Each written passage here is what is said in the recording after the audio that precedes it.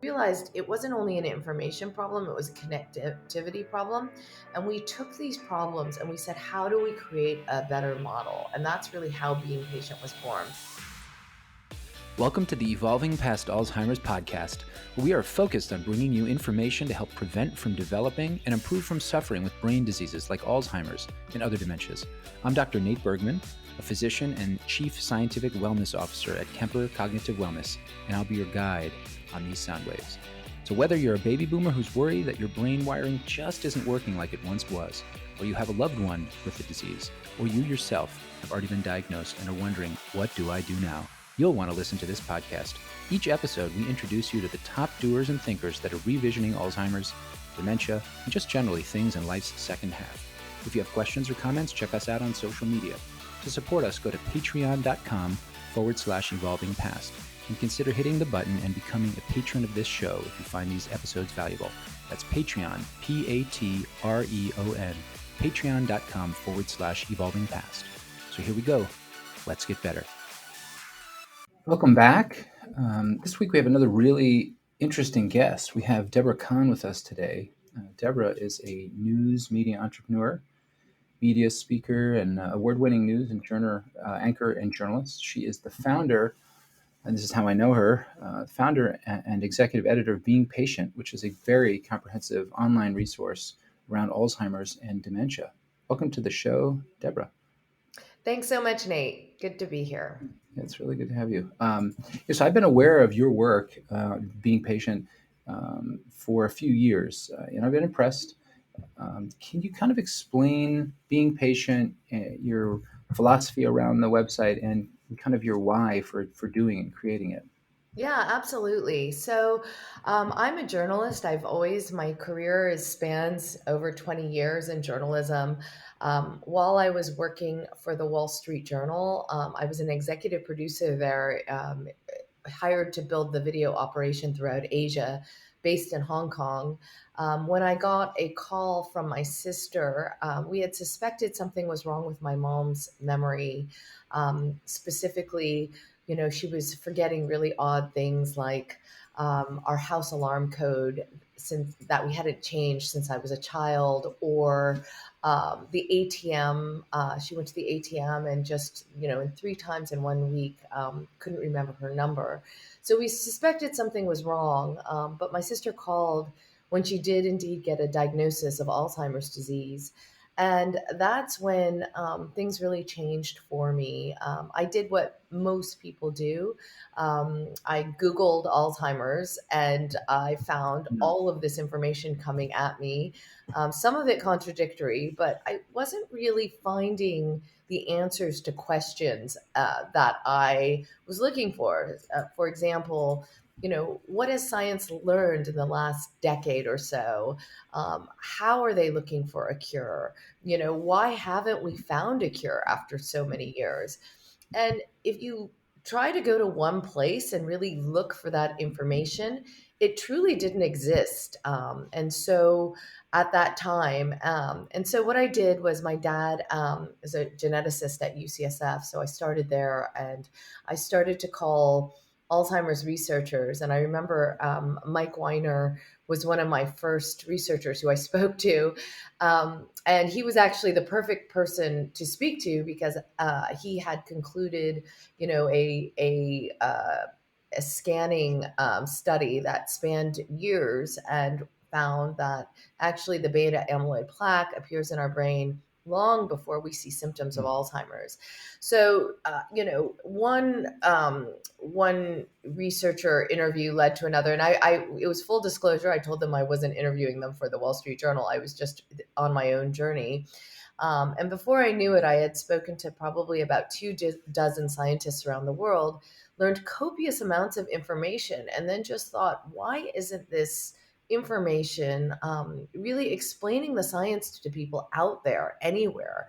You go to certain association websites and they're doing a great job but they weren't explaining the science in a real way, a comprehensive way. So I was very drawn by this problem, and I had spent, years working for really big companies like the Wall Street Journal, building departments for them, and I just felt, after I learned so much information, it was time for me to really create a better resource for families who have been impacted by Alzheimer's.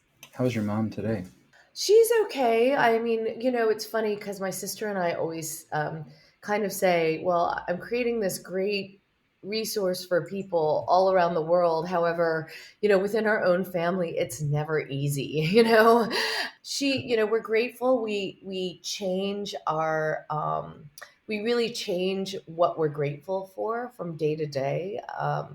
And, currently she hasn't lost her sense of humor. She still knows who we are. So we're grateful for that. And, but every day is a new challenge, to be really honest. I mean, she's probably slipping into, I would say, stage 6 or so of Alzheimer's. And it's sad. It's very sad and very hard to see the decline in someone you really love. Yeah, so that's on the sort of on the inside and the outside. What kind of feedback are you getting from your audience about being patient? So really what we set out for after I quit my job at the journal, I decided I was going to start this resource, and I really built it according to the angst. And so it was really, what are people's problems with getting information? And what we did is we spent 8 months really delving into specifically what the problems were. So we talked to a lot of patients and caregivers, primary care doctors, and researchers. And we asked all parties, what's your biggest problem? And, not surprising, patients and caregivers felt very cut off from access to the experts for answers. Primary care doctors, their knowledge on dementia varied according to obviously how many patients they saw, and really, how whether or not they were connected to a dementia care or a research unit where they were practicing. And interestingly enough, researchers told us that they didn't feel like they had enough access to the caregiving population because they're really sitting at the front lines and picking up data points, on the patients that they don't really see from a day-to-day basis. So we realized it wasn't only an information problem, it was a connectivity problem. And we took these problems and we said, how do we create a better model? And that's really how Being Patient was born. So first and foremost, what we did was we realized people's knowledge on the science was not where it could have been had someone been taking the time to explain it to them. And so what we thought was, we're never going to take the contradictions out of research, but what we can do is we can provide the landscape for people trying to understand more about the research. And, so we might cover a study that has recently been released that is contradictory to a study that we may have reported on months ago. However, what we can do is explain the differences in, who the study involved, what they were looking for, and how it compares. And, we found that model really takes the angst out of a lot of what people are feeling about the confusion around research. The other thing we realized quickly is people need more access to experts where they can go and ask questions. So every week, we hold a live discussion on Being Patient with an expert, and we ask our audience to drive the questions. And so they either send them to us beforehand, or they participate live in that conversation. And the third thing we do, which is enormously satisfying to me and insightful, is we really look at both the patient and the caregiver's perspective of their journey. And we ask questions of people diagnosed, in hindsight, what did you notice? When did you notice something could be wrong? And their answers are hugely interesting because we're beginning to see patterns. The more people we interview, we're seeing patterns in their answers along some of those questions. Like what? And so, for example, diagnosis is a huge problem for people, and sometimes it Huge. takes 3 to 5 years. But when you ask them questions like, now that you know and you have a diagnosis, what is it that you noticed in hindsight could have been a sign that you didn't know at the time? It's usually one of two answers, which I find really interesting. One is an ADD type, like these, a lot of the people we're interviewing are the early onset folks who are still, very functional. And they say that they were able to do, I mean, they had some pretty demanding jobs. One woman, Pam Montana, she was led an international Salesforce team for Intel, and she had over 2,000 people under her. Very big jobs and demanding positions. And they describe it as almost like an ADD type of symptom. It was like they couldn't hold as much information in their brain at one time than they used to be able to, and associated that at the time as like just getting older, right? That's a normal stage of Mhm. aging, but in hindsight Yep. realized it was an early sign. The other answer we get, which is interesting, is that they didn't notice, but someone else around them noticed. So a boss will call them in and say, what's going on? You're not as productive as you used to. And they didn't notice it, right? And so it was like, it's either those two type of answers that we see repeated over and over again, which to me are earlier indicators that, no one probably would have flagged, because when the early onset folks are going into this entering into this disease state, it's probably in the 50s or 60s where you would normally think, oh, that's normal aging, right? But interestingly, when they go to the doctor or they're going to the neurologist, it's usually when they have a really scary incident, like I drove to the store that I always drive to and I couldn't find my way home, right? That's what sends them to the doctors. But there are earlier signs that, people don't really notice until in hindsight. Even in my own mother, what was really interesting is we had this experience with her where, I've lived in many places in the world. So I used to come back to the US, and um, I remember she used to pick us up from the airport when I had really young children. And I remember this one time where, she just kind of blanked driving us home, and got off at the wrong exit and got completely flustered. And this is a route from the airport to our house that she had driven, thousands of times.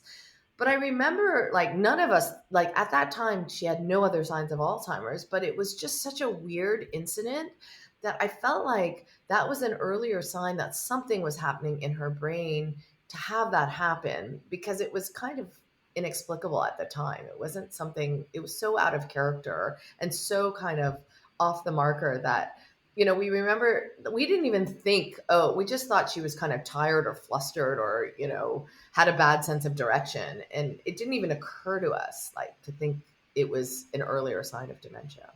It's so interesting about the, for much of what you said, I have a lot to sort of respond to, because I was going to ask you about kind of the younger folks, because I remember the first time I saw a patient who was diagnosed was 49 years old. Like he was a super busy guy. Usually for people that don't have kind of the big family histories, where they may have one of three or four genes that show up early, with real early, in their 30s, sometimes even earlier, 30s or 40s, but they have kind of the same risk factors as everybody else, but they're getting this earlier and earlier. As you know, the diagnosis of people with younger and younger with what looks to be like legitimate Alzheimer's disease is on the rise, which is kind of crazy in all kind of all forms of dementia as well. So not just Alzheimer's dementia, but I remember when I first saw this gentleman, his wife brought him, and he was already 4 or 5 years into the diagnosis, and already had to sell his accounting practice, and he had teenage kids, which always gets to me, because I still have young kids, and you can imagine it being yourself, of course. He went through he was going through a tremendous amount of stress at work. Kind of his senior partner had given a lot of administrative duties over to him. He was trying to be the chair of a church fundraiser, and and kind of burning the candle from both ends for a while. Had untreated, of course, I had untreated sleep apnea, like almost every person that I meet that gets diagnosed with Alzheimer's, other dementias has. And he had severe. Also had, he had a couple different kinds of sleep apnea when we ordered the test. But what was interesting is that he got a hip replacement when he was just about 49 years old, and he went through anesthesia there. And his golf buddies said, his wife told me this, his golf buddy said he just wasn't the same. And he never kind of was the After his same hip after that. replacement. Do you know what Yeah. his hip was made of? Because I saw this fascinating documentary on people getting poisoned from their implants and causing Yeah. dementia-like symptoms. Right. So we've done that workup a couple times, and it's been kind of futile. And then then there's the whole conversation with an orthopedic surgeon about reactivity to metals, even though most of these were old, like are kind of older replacements, and I understand those are not the kind of the standard in orthopedic surgery anymore. But this seemed to be more of an effect, like an acute effect from the anesthesia itself. And I've seen that now a couple of times. Certainly having anesthesia more than two or more times over the age of 40 is a well-known risk factor for Alzheimer's, dementia. But I think you're right, though, that at this point, although things might be starting to shift a little bit because of, probably because of your work and work, similar to ours, which is that, like, when somebody comes in, they're 52 years old, and this I've seen already a few times. He's 52 years old, particularly if it's a woman, right? Who's, as you know, whose risk of Hormones. Alzheimer's is higher. Um, will say, well, you're just going through menopause. And they're not, I think at this point, it would be great if they were put on hormones. I Mhm. think I probably would support um, much more than I used to. And it's becoming almost standard in my practice. It kind of depends on the background of the person and what their medical history is, but to put someone on hormone replacement therapy. But that 52-year-old lady who I saw when she was 54, I think, for the first time, and already, she was going through a period of stress, and that's when the stuff first her symptoms really first started showing up. And so she was just sort of depressed and going through menopause, right? Right? Because nobody's thinking about a 52-year-old. That's not the first on the list of the differential diagnosis, right? It's not going to be, oh, you have dementia. But 2 years later, she's diagnosed with dementia. And she actually just passed away a few weeks ago. So I just heard from her husband. Um, so I mean, there's some big tragedies out there. But in general, what's interesting is, and I think you kind of already commented on it. It's one thing when people get diagnosed in their late 70s and their 80s or their 90s. It's another thing when people are getting diagnosed so early. Yeah. And I think some of this rise, like, I've been paying attention to this for more than 10 years now. I don't know how long you've been really kind of locked in. Usually it's when it impacts the family. From my perspective, it was my own health stuff, but also kind of what I do and works in internal medicine, geriatrics, and to some degree functional medicine. But how do you see kind of the dementia space evolving? If So I could ask that. it's interesting that you ask me this because, I think a lot of the people on who are on our website and subscribe to our newsletter and listen to our videos and podcasts, etc. They are people like myself who have a loved one. We don't have dementia, but we have a loved one with dementia, and that suddenly makes you think about your own brain. So we spent so much time talking before we launched Being Patient about whether or not we should strictly stick to the disease state or we should also cover brain health. And the reason why you see so much content on brain health on our website is because the more I dug and the more I delved into where research is at, the more I understand that we can't if there are certain things that we can do to proactively strengthen our brain health and therefore prevent the onset of dementia. And I have become more and more sure of that as I delve into the research. And so, you know, one of the things that we've considered is just pulling out the brain health research, and because if you don't have a connection with dementia, then you might not turn to our website. But the truth is a lot of the content we're covering is the research around brain health. And hormones isn't a perfect topic. It's so funny that you say that, Nate, because I didn't know the connection between hormones and brain health. And, historically, it was believed that women, two-thirds of women, two-thirds of Alzheimer's cases are women versus men. And originally, people had thought that's because women live longer, but then they realized, no, that's actually not the reason. And there's something about, like, as women approach menopause, we experience different levels. This is how it's been explained to me by researchers. We experience different levels of an estrogen drop. Some of us have a more gradual estrogen drop, which is better for our brains, and others have like a falling off the cliff drop, and that's where your brain becomes more susceptible to symptoms of neurodegeneration.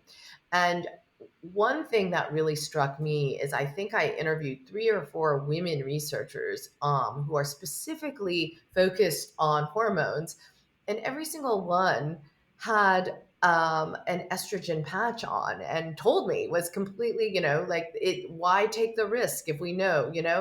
So it really made me realize that estrogen, we don't know exactly why, and that's what they're looking into. But we do know that a depletion of estrogen and how rapidly you drop during perimenopause and menopausal stages is hugely impacts brain health, right? And so I love the research that's being done right now. But to me, that was a no-brainer for my own brain health, right? No one's going to be able to predict how their estrogen is going to drop during menopause. And so if you could make that drop, and now the science supports that, less severe, then that's better for your brain, right? And so, the first thing I did was go to my doctor and say, hey, what do I need to know about hormone replacement? And why should I come at a stage where I was in perimenopause? I wasn't even menopausal, but I wanted to know, and I wouldn't have known that had I not dug into the scientific research. And again, I mean, I'm definitely not saying everyone should go on hormone replacement. You should definitely go to your doctor, but you should have that conversation to understand where the research is at before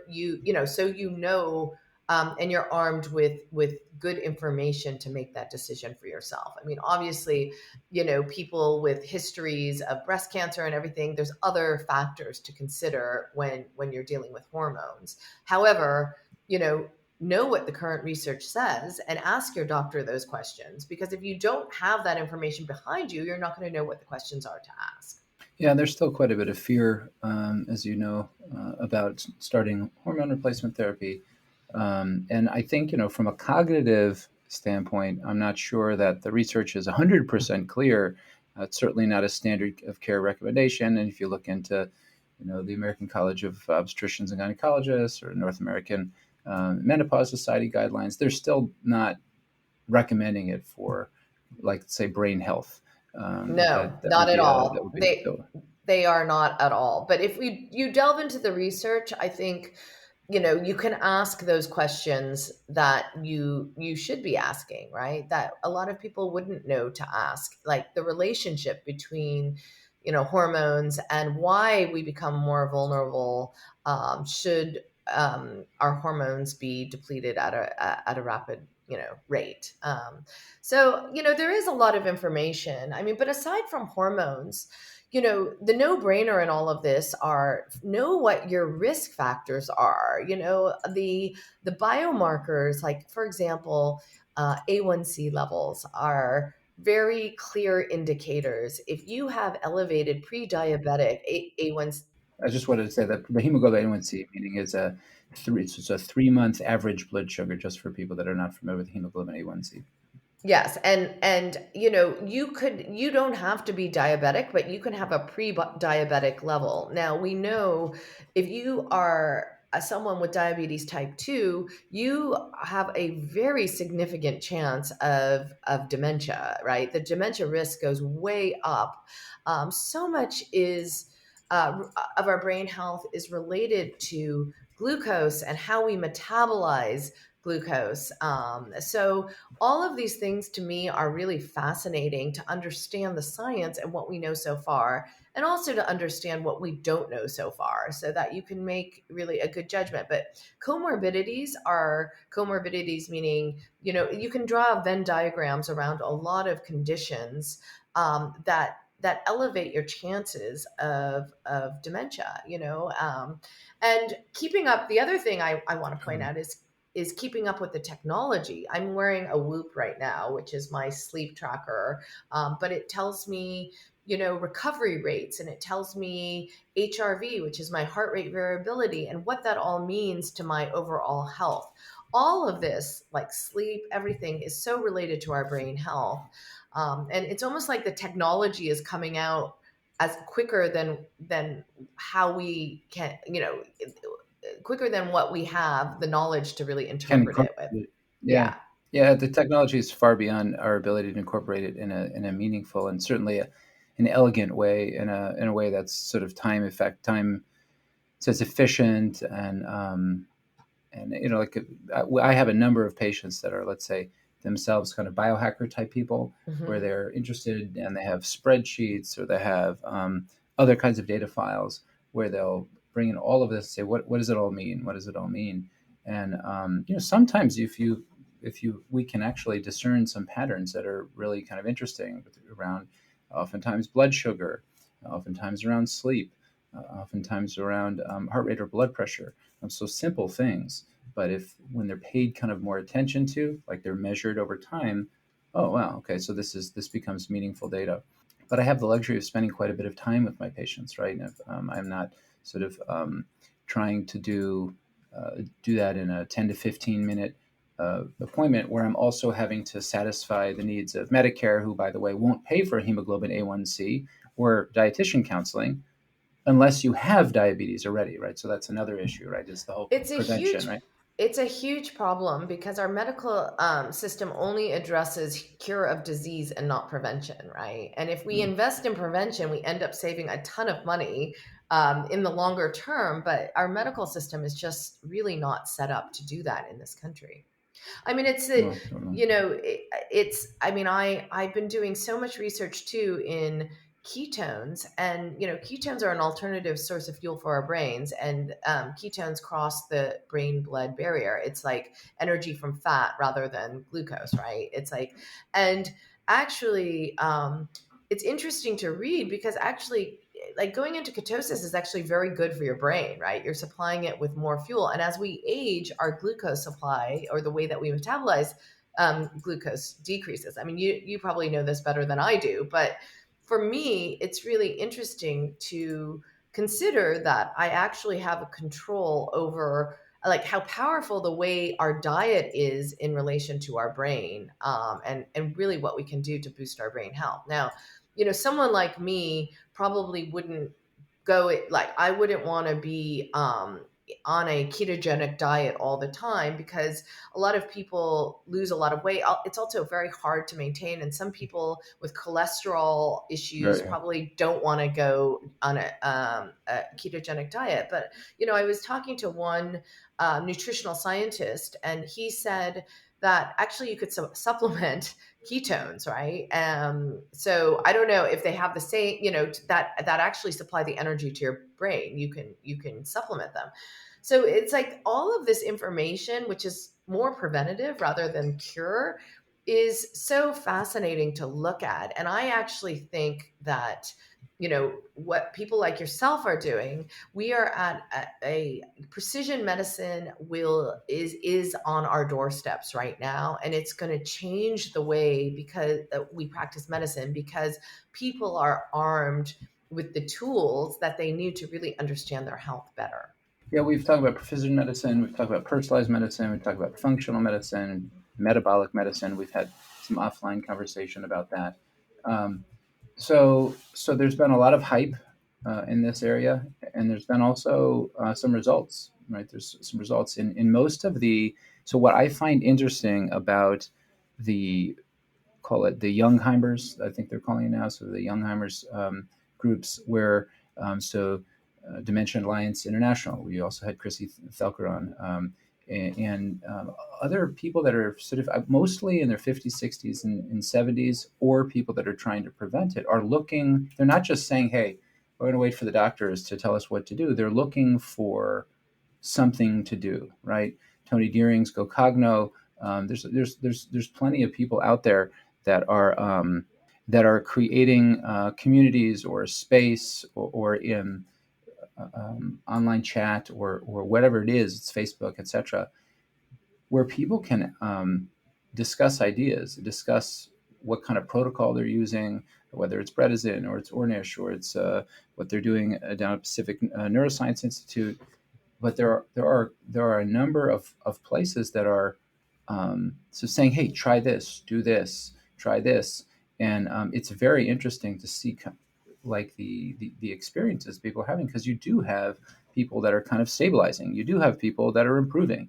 What we always say is that the earlier you start to intervene, the more likely you are to have an impact. So if somebody's 54 years old and they start, or 52 years old and they're starting on estrogen, and their mom had Alzheimer's, you know, they're probably, we don't know for sure, but they're probably decreasing their chances of developing Alzheimer's, where they're pushing it further out, right? They're pushing it Right. further out.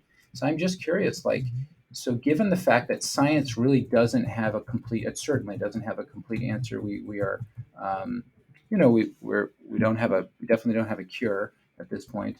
What are your thoughts about, kind of the metabolic medicine, functional medicine? Because there's a lot of people that I like what you're doing and your perspective here, Deborah, because so you're a science first person, and that's, clearly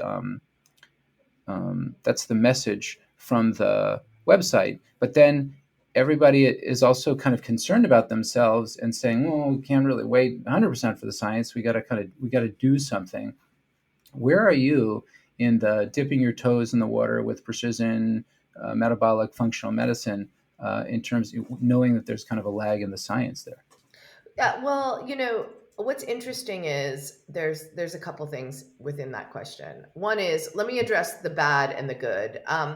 I think the problem with functional medicine is you get a range of practitioners. To be quite honest, I've seen excellent, excellent people who practice functional medicine, and they just know their science and the physiology, biology of our bodies, and what they say has a lot of credibility. And then you get the other side, like, of not so credible people with bigger platforms who make a lot of assumptions that aren't necessarily backed by the science. And so, I think in time, with the right data points, the people who are making those types of assumptions will be weeded out, and there will be more credibility.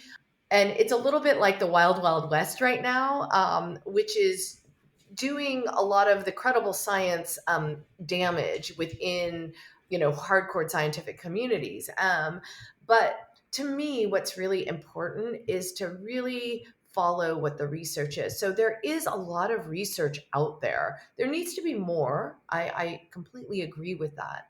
But like, if you actually go to the basic biology and the research behind some of these hypotheses out there, then you have data points around them, right? And so, like for example, with what we were saying about hormones, we know a drop in estrogen makes our brains more vulnerable, but we don't know why yet, and we don't know how that interacts with the disease state, right? So it becomes a very personal decision about risk versus reward, right? Now, I am convinced, with following the science, and we are very much science first. We don't report really on speculative speculation. We report on what the science and the research is telling us.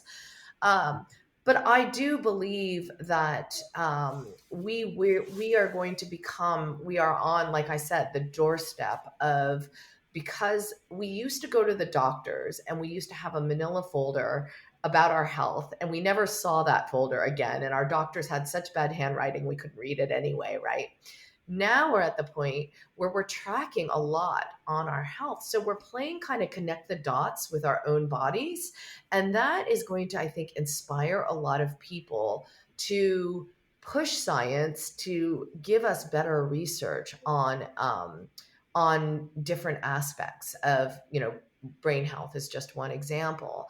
Now, the problem is that the two sides are not working together, right? You have a lot of scientists who say we need to go exactly by, what is being published, and who kind of poo poo the functional side of things and say, don't listen to functional medicine, because they're not qualified, et cetera, which is not true. There's a lot of very qualified functional practitioners, but I think what drives traditional, I'll call them, for lack of better words, traditional scientists, or doctors crazy, is as more people become armed with data points, they're pushing their doctors in areas where they don't necessarily feel they have the time to explain it, right? And so I think there's this conflict right now that exists, and it does take time. It does take a lot of time to explain things. So we need a better system that supports this type of information and research, for that matter, so that we can really push the presumptions and that aren't backed by science aside, so that we as individuals become better informed, based. I mean, I'm the daughter of a geneticist, and I fully believe in scientific research and data before you can make presumptions, right? We need to go by data, and we need to get more data. But I'm also encouraged by the fact that, because we have the tools now to track a lot within our own health, we are going to be able to get data now behind, and we are going to be able to see data points behind. It's almost like citizen-led science, where if you're wearing a tracker, that tracker is going to lead to other pools of information and other data points to compare to, and we're going to be able to hypothesize around and have scientific theory around those data points. Awesome.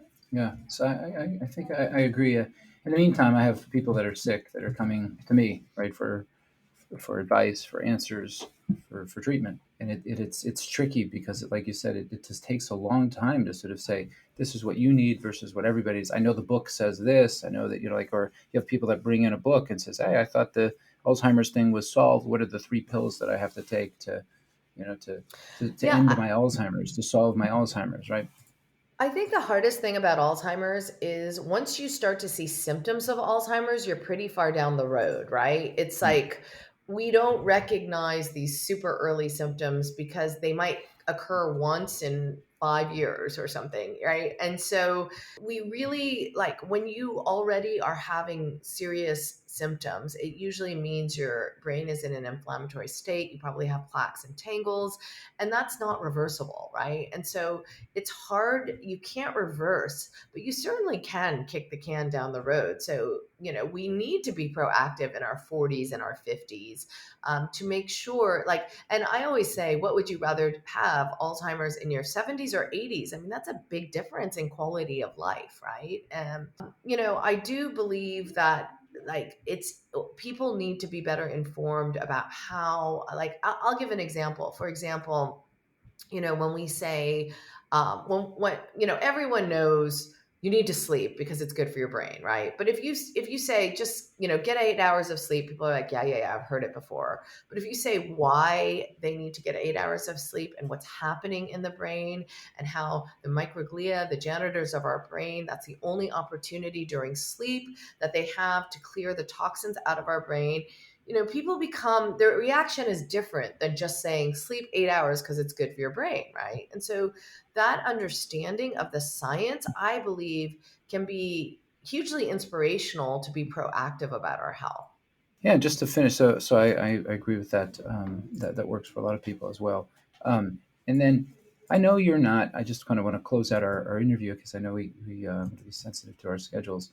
I know that you're not a a researcher per se, like a clinical investigator, but you do a lot of research, and you speak with them. You speak with a lot of researchers and have a pretty good sense of surveying the landscape here in Alzheimer's, dementia, and now brain health. But with everything that you survey, like, where do you find kind of the most hope and promise in solving pieces of this kind of Alzheimer's disease puzzle?